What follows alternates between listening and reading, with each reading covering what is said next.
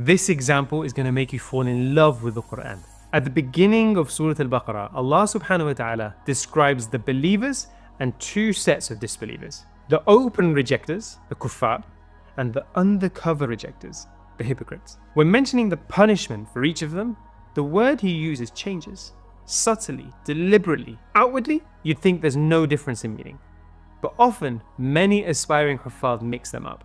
But nothing in the Quran is without thought or purpose.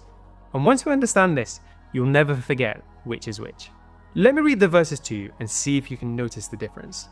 For the kuffar, the open disbelievers, Allah subhanahu wa ta'ala says, وَلَهُمْ عَذَابٌ عَظِيمٌ. For them is a great punishment. And for the hypocrites, he says, وَلَهُمْ عَذَابٌ أَلِيمٌ. For them is a painful punishment. Notice the change? One is described as azim, and the other is described as alim. So why not use the same adjective for both words? The word azim shares its roots with the word azm, bones. It implies something physical, solid, visible.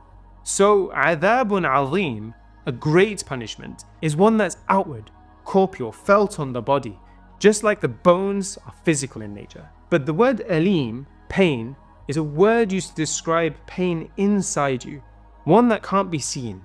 It's not a wound or a cut, but one you can feel deep, internal, hidden. See how perfectly the words match the people it describes. The kuffar, the open rejectors, wore their disbelief on the outside. Their arrogance was public, their denial visible.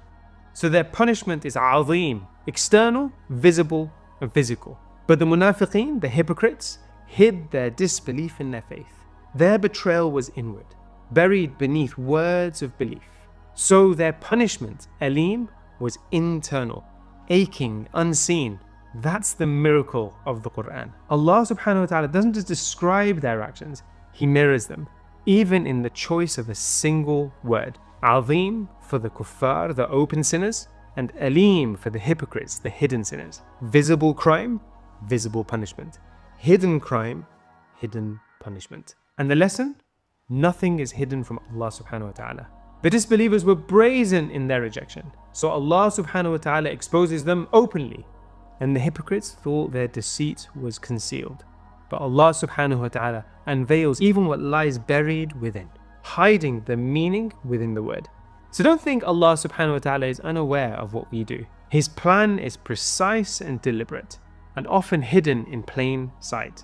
So subtle that many will never notice it standing before them. And once you see that, you'll never read these verses the same way again.